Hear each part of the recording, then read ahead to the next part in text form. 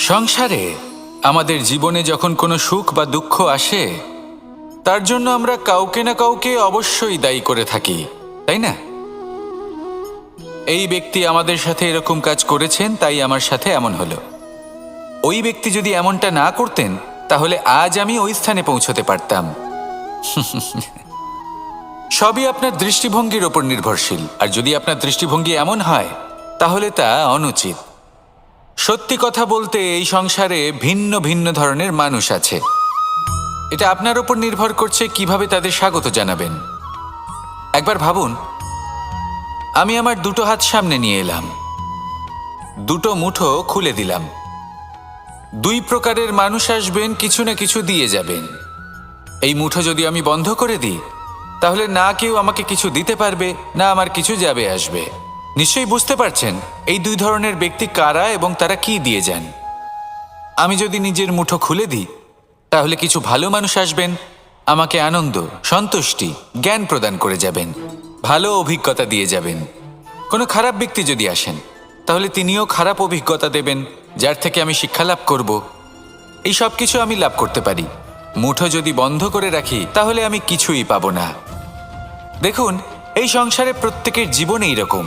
প্রত্যেকের জীবনে সবকিছুই আছে, ভালো খারাপ দুই মানুষই আছে। ভালো অভিজ্ঞতা আছে, খারাপ অভিজ্ঞতা আছে। নির্ভর করছে আপনার ওপর যে আপনি কি করবেন। এনাদের স্বাগত কিভাবে জানাবেন, কার থেকে কি বুঝবেন, কি শিখতে পারবেন, আর কোন দৃষ্টিভঙ্গি নিয়ে অগ্রসর হবেন। এটাই নির্ধারণ করবে যে আপনার জীবন কেমন হবে।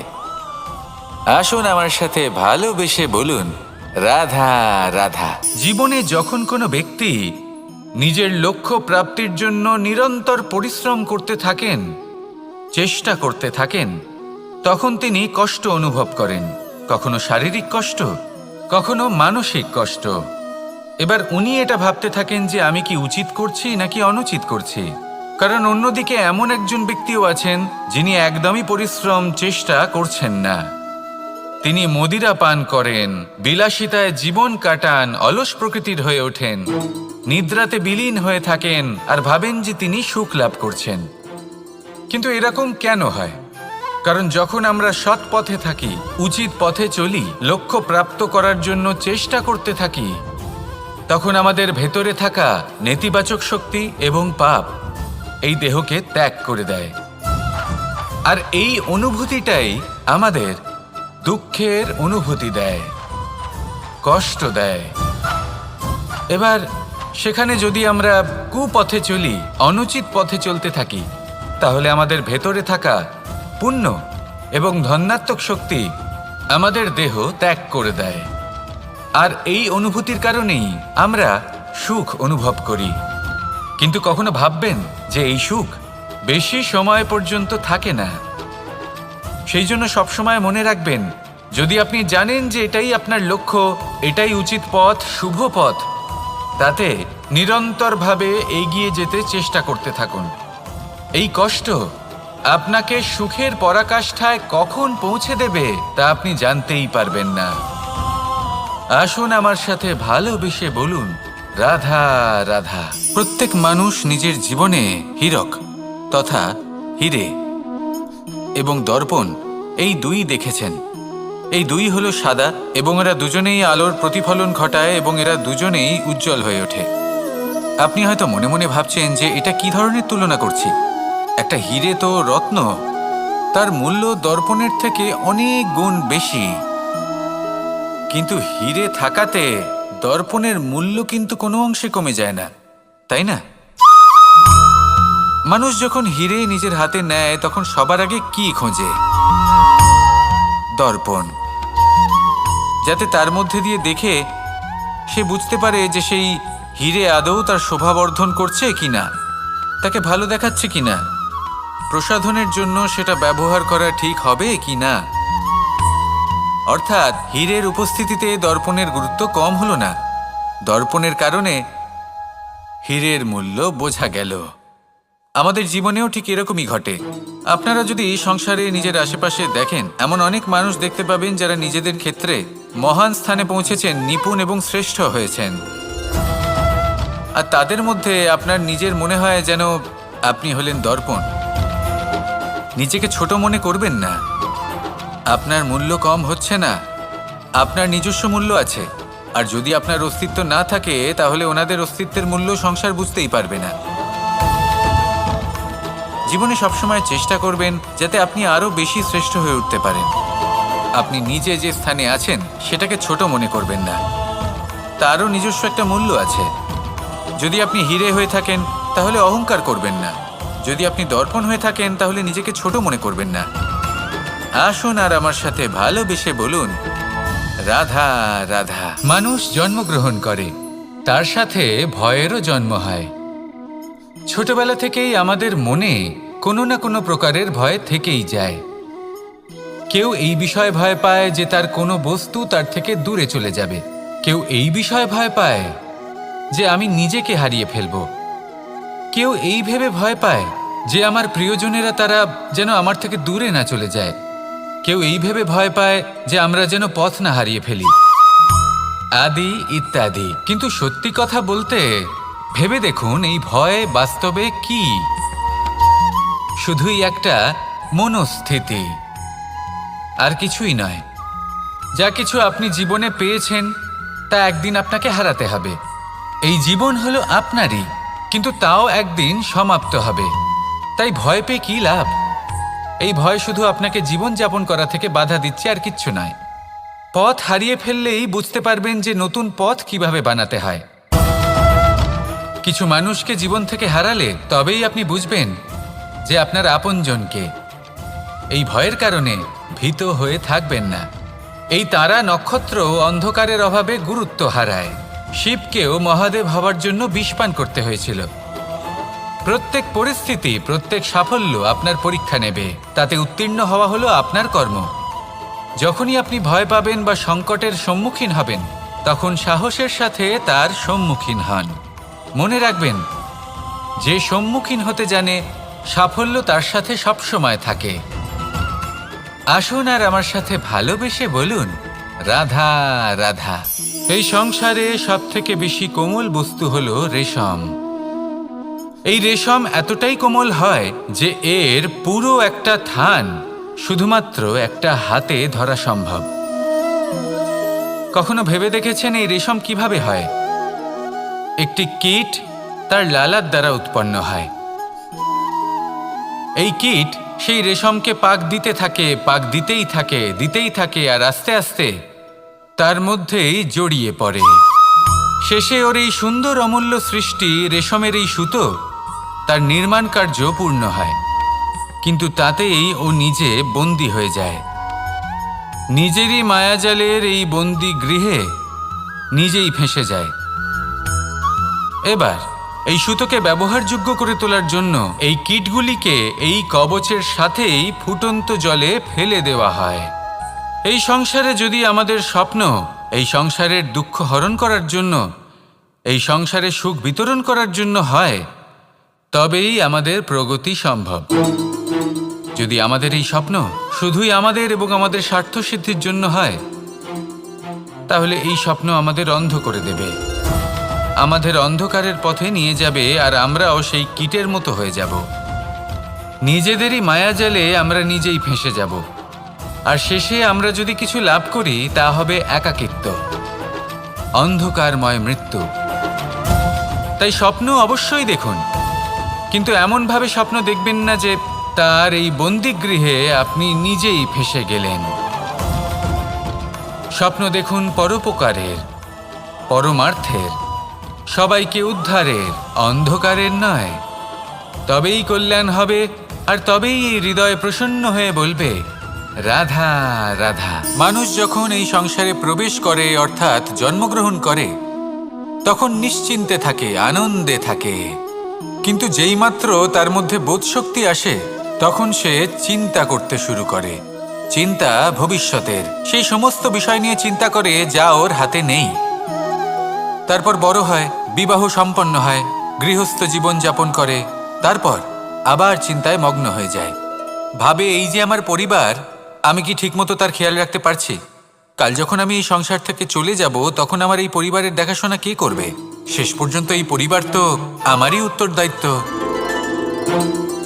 যাক, আপনাকে একটা প্রশ্ন করি। এই সংসারে আসার পূর্বে আপনি কি এই প্রশ্ন করেছিলেন, এটা ভেবেছিলেন যে আমাকে ছাড়া এই সংসার কিভাবে চলবে? করেননি, তাই তো? তাই আপনার এটা নিয়ে দুশ্চিন্তা করার প্রয়োজন নেই যে আপনি যখন এই সংসার ত্যাগ করে চলে যাবেন তখন কি হবে। আপনি যখন ছিলেন না তখনও এই সংসার চলছিল, আপনি যখন এই সংসার ত্যাগ করবেন তখনও এই সংসার চলতে থাকবে। যদি কোনো বিষয়ের প্রভাব থাকে তা হলো আপনার আজকের তথা বর্তমানের কর্ম, অর্থাৎ আজ আপনি কি করছেন, কার জন্য মঙ্গল করছেন, কাকে প্রেরণা দিচ্ছেন, কাকে সাহায্য করছেন, কোন উদাহরণ প্রস্তুত করছেন। আপনি এই সংসারে যে ছবি অঙ্কন করবেন সংসার সেটাই মনে রাখবে। তাহলে শুধু সৎকর্ম করুন, মঙ্গল করতে থাকুন, আর আমার সাথে ভালোবেসে বলুন রাধা রাধা। একবার একটা শেয়াল বনে বিচরণ করছিল। ও একটা ছোট্ট শাবক দেখতে পেল। ও ভাবলো আজ একেই আমি খাবার হিসেবে গ্রহণ করব। আশেপাশে দেখলো কেউ দেখছে না, তো কেউ ছিল না, আর সেই শাবকের ওপর আক্রমণ করল, যা হলো একটা ঘোর অপরাধ। বনের নিয়ম অনুসারে আপনি কখনোই শাবকের ওপর আক্রমণ করতে পারেন না। তারপর এই খবরটা যখন রাজা সিংহ জানতে পারলেন, সভার আয়োজন করলেন। কিন্তু সেখানে শেয়াল বলল, আমি তো এরকম কিছু করিনি। কিন্তু যদি আপনি এরকম বলেন, কোনো প্রমাণ দিন, এর কোনো সাক্ষী আছে? তখন রাজা সিংহ পেঁচাকে ডেকে পাঠালেন, যে সেই মুহূর্তে বৃক্ষের শাখার ওপর বসেছিল, সে সব কিছু দেখেছিল। পেঁচা সব সত্যি কথা বলল, আর শেয়ালকে মৃত্যুদণ্ড দেয়া হলো। এবার এই কাহিনী আমি আপনাকে কেন শোনালাম? কারণ মানুষও কখনো কখনো এরকম কর্ম করেন যা শিয়াল করেছে। এটা ভাবেন কেউ দেখছে না, যখন আমি অনুচিত কর্ম করতেই পারি। কিন্তু না, আপনি যাই করুন না কেন, কেউ না কেউ অবশ্যই তা দেখছে।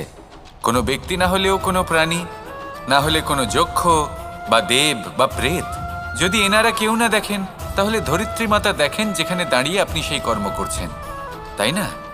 তাই একটা কথা সবসময় মনে রাখবেন, কে দেখছেন কে দেখছেন না সেই বিষয়ে ভাবা ছেড়ে দিন। এটা খুব সহজ কথা। আপনি যদি উচিত কর্ম করেন, উচিত ফল পাবেন। যদি অনুচিত কর্ম করেন, তাহলে আপনি অনুচিত ফল অবশ্যই পাবেন।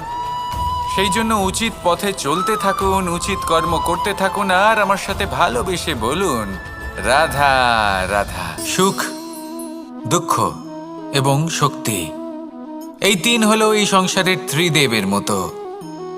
আমাদের জীবনে যা কিছু ঘটছে এই তিনটির ভিত্তির উপরেই হচ্ছে। আসলে এই সংসারের একটা নিয়ম আছে, যখনই আপনি কিছু লাভ করেন, এই সংসার আপনার পরীক্ষা নেয়। এটা জানার জন্য আপনার পরীক্ষা নেয় যে আপনি যা কিছুই লাভ করেছেন, আপনি কি আদৌ সেটার যোগ্য কি না। ঠিক সেইভাবেই এই সুখ, দুঃখ এবং শক্তি আপনার পরীক্ষা নিয়ে থাকে। যখন সুখ আসে, তখন সে আপনার পরীক্ষা নেয় যে আপনার মধ্যে অহংবোধ জাগ্রত হয়নি তো। যদি অহংবোধ চলে আসে, তাহলে সুখ সেখানেই সঙ্গ ত্যাগ করে। দুঃখ আপনার ধৈর্যের পরীক্ষা নিতে থাকে, আর যদি আপনার মধ্যে ধৈর্য না থাকে, তাহলে এটা আপনাকে আরো বেশি দুঃখের গভীর অন্ধকারে ঠেলে দেবে। সেখানে শক্তি পরীক্ষা নেয় আপনার বিনম্রতার। যদি আপনি বিনম্র না হন, তাহলে হয় এই শক্তি আপনার সঙ্গ ত্যাগ করবে, নয় এই শক্তি বিনম্রতার অভাবে আপনার পতনের কারণ হতে পারে। এই সংসারে যে কোনো ব্যক্তি যিনি এই পরীক্ষায় উত্তীর্ণ হয়ে থাকেন, এই জীবনে তিনি সাফল্য লাভ করেন। আসুন আমার সাথে ভালোবেসে বলুন রাধা রাধা। আমি মনুষ্যরূপে জন্ম নিয়েছি এবং সমস্ত কর্ম এই রূপেই করেছি। কিন্তু আশ্চর্যের বিষয় হলো যে আজও মানুষ আসেন এবং হাত জোড় করে প্রার্থনা করেন যেন আমি ওনাদের সহায়তা করি। আপনাদের একটা কথা বলতে চাই, আমি সকলকে সাহায্য করতে পারবো না, কিন্তু আমি শিক্ষা অবশ্যই দিতে পারবো, জ্ঞান প্রদান করতে পারবো। এমন কিছু জ্ঞান যার ভিত্তিতে মানুষ যা চাইবেন তাই লাভ করতে পারবেন, যদি সঠিক কর্ম করতে থাকেন। যখন কংসের অসুররা গোকুলে ধ্বংসলীলা চালাচ্ছিলেন তখন আমি কারোর থেকে সাহায্য চাইনি। আমি দাঁড়িয়েছিলাম আছে, আপনি অবশ্যই লাভ করবেন। আর এই মন সুপ্রসন্ন হয়ে বলবে, রাধা রাধা। ভোজন এই সংসারে যেই হোক না কেন, কোনো মানুষ হোক, কোনো প্রাণী হোক, কোনো কীট হোক বা কোনো বনস্পতি হোক, প্রত্যেকের জন্য ভোজন অতি আবশ্যক। কারণ ভোজন থেকেই শক্তি পাওয়া যায়, আর সেই শক্তি দিয়েই সংসারের, আমাদের জীবনের সমস্ত কার্য করা যায়। এবার এমন এক ধরনের শক্তি হয় যা শীতের ঋতুতে সূর্য থেকে আমরা পেয়ে থাকি, আর আরেক ধরনের উত্তাপ হয় যা দিয়ে ভোজন রান্না করা হয়, সুস্বাদু নানান ধরনের ভোজন। এবার অত্যন্ত গুরুত্বপূর্ণ হলো যে ব্যক্তি সেই ভোজন বানাচ্ছেন তার মানসিক পরিস্থিতি এবং সেই ব্যক্তি যিনি ভোজন গ্রহণ করছেন তার মানসিক অবস্থা। যখনই আপনি ভোজন বানাচ্ছেন তখন ভালোবাসার সাথে কাজটা করুন, ধন্যাত্মক ভাব নিয়ে, সৎ ভাবনার সাথে। কারণ আপনার এই মানসিক স্থিতি শক্তির আকারে সেই খাদ্যের সাথে মিলে মিশে যায়। আর যখনই আপনি ভোজন গ্রহণ করছেন তখন সদ্ভাবনার সাথে, প্রসন্নতার সাথে গ্রহণ করুন, ধন্যাত্মক ভাব নিয়ে। যদি আপনি প্রসন্নতার সাথে রান্না করেন, প্রসন্নতার সাথে খাদ্য গ্রহণ করেন, তাহলে আপনি প্রসন্নই থাকবেন। আর মন সুপ্রসন্ন হয়েই বলবে, রাধা রাধা। দীপাবলি আমাদের সবথেকে বড় উৎসব। শ্রীরাম রাবণকে পরাস্ত করে 14 বছরের বনবাস কাটিয়ে আবার অযোধ্যায় ফিরে এলেন অমাবস্যার রাত্রে। অযোধ্যায় সবাই খুব প্রসন্ন ছিলেন, খুবই উৎসাহিত ছিলেন। অযোধ্যায় সহস্র প্রদীপ প্রজ্বলিত করা হয়েছিল এই উৎসবে। একে আমরা দীপাবলি বলে থাকি। এবার এই বিষয়ে আমরা সকলে জানি। আপনি কি এটা জানেন যে শ্রীরাম বাস্তবে অমাবস্যার এক রাত আগেই অযোধ্যায় পৌঁছে গেছিলেন?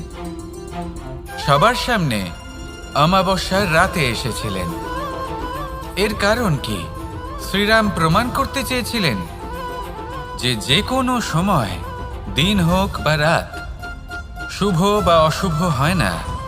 শুভ অশুভ কিছু থাকলে তা হলো মানুষের চিন্তা, তার ভাবনা, তার নির্বাচন আর তার কর্ম। নিজেই দেখে নিন, শ্রীরাম শুভ কাজ করে ফিরে দীপাবলি বলা যেতে পারে। তাহলে নিজের পরিবারের সাথে দীপাবলি পালন করুন, আপনাদের শুভেচ্ছা জানাই। আসুন আর আমার সাথে ভালোবেসে বলুন, রাধা রাধা। এই শুকনো পাতাটিকে দেখুন, নিষ্প্রাণ হয়ে পড়েছে। কোনো একটা সময় এই পাতাটি একটা গাছের ডালে ছিল। সেই গাছ ওর লালন পালন করত। যখন যখন বাতাস বইত, এই পাতায় কম্পন দেখা দিত, মনকে প্রফুল্ল করে তুলত। কোনো একদিন এই পাতা গাছের ডাল থেকে ঝরে পড়ে গেল। নিঃসন্দেহে ও নিজের স্বাধীনতা পেল, কিন্তু আস্তে আস্তে শুকিয়ে গেল, নিষ্প্রাণ হয়ে গেল। দেখুন, আমি এই কথা বলছি না যে স্বাধীনতা অনুচিত, কখনোই না। কিন্তু যে কোনো পরিস্থিতিতে স্বাধীন হতে চাওয়া এটা নিশ্চিতরূপে অনুচিত। আমরা যদি আমাদের জীবনে পরিবারের গুরুত্ব ভেবে দেখি, তাহলে এই পরিবারে যতই মতভেদ থাকুক না কেন, যতই মনোমালিন্য থাকুক না কেন, যতই বিবাদ থাকুক না কেন, এই সব মিটিয়ে নেওয়া অত্যন্ত প্রয়োজনীয়। সেই সব কিছু সমাপ্ত করা অত্যন্ত প্রয়োজনীয়। কখনো এই পরিবারকে ভাঙতে দেবেন না, কখনো এই পরিবার থেকে দূরে চলে যাবেন না। এই পরিবার হলো আমাদের জীবনের একটা অমূল্য সম্পদ, অমূল্য এক আশ্রয়, যা এই সংসারে হয়তো কোথাও আপনি পাবেন না।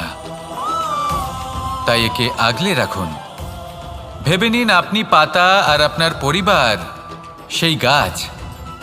আসুন আমার সাথে ভালোবেসে বলুন, রাধা রাধা। খেলা খেলতে কে না ভালোবাসেন?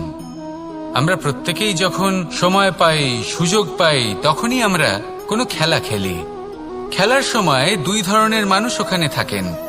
এক, যারা অংশগ্রহণ করেন, আর দুই, যারা দেখতে থাকেন, যারা দর্শক হয়ে দেখেন, যারা নিজের পক্ষের বিজয়ের ফলে উচ্ছ্বসিত হয়ে থাকেন, পরাজয়ের ফলে শোক পালন করেন, পরামর্শ দিয়ে থাকেন।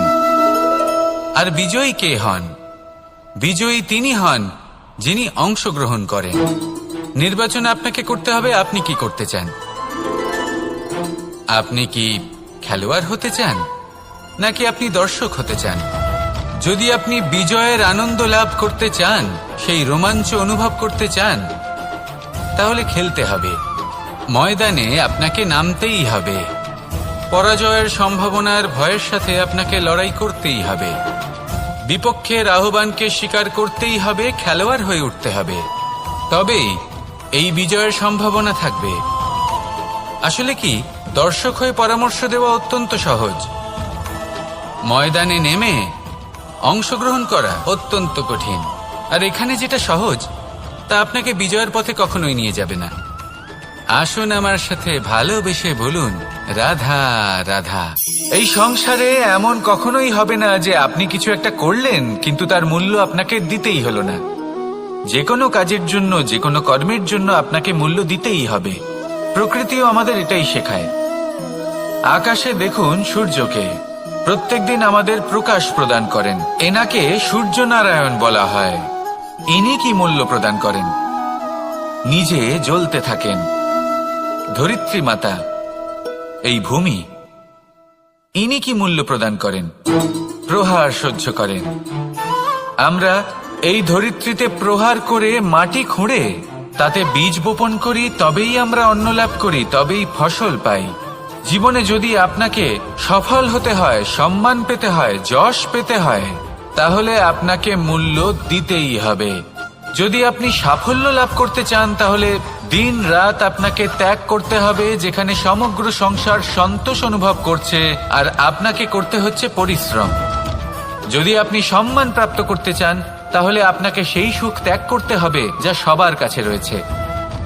যদি আপনি যশ লাভ করতে চান, তাহলে নিজের অন্তরকে মেরে ফেলা আপনাকে শিখতে হবে, তবেই আপনি যশ লাভ করবেন।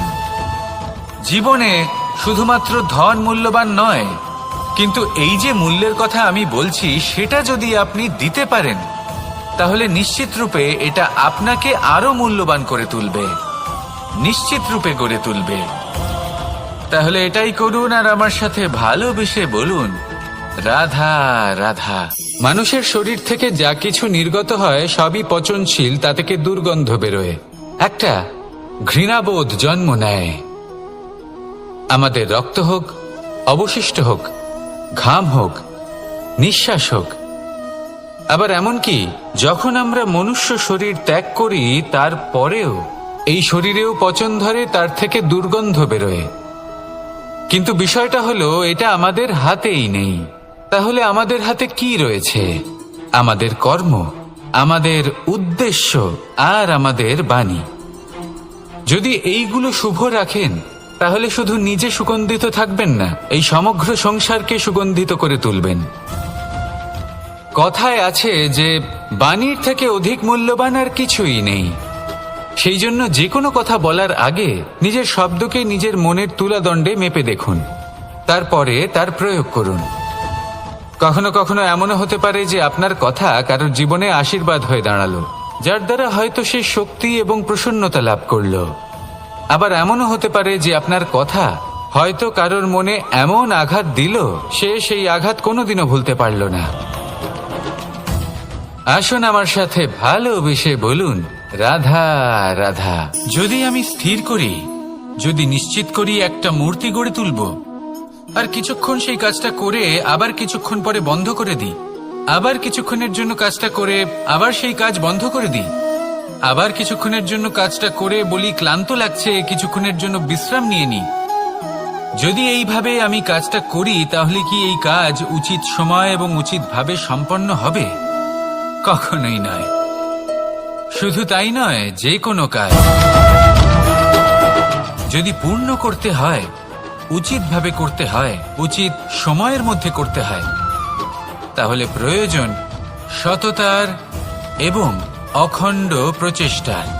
সততা ছাড়া আপনি যে কাজই করুন না কেন, উচিত সময় তা সম্পূর্ণ হবে না, আর মনোবাঞ্ছিত ফল আপনি কখনোই পাবেন না। তাই যে কাজই আরম্ভ করুন না কেন, সততার সাথে এবং অখণ্ড প্রচেষ্টার সাথে করুন। তখনই কর্ম এবং তখনই এই জীবন সফল হবে এবং এই মন প্রসন্ন হয়ে বলবে রাধা রাধা।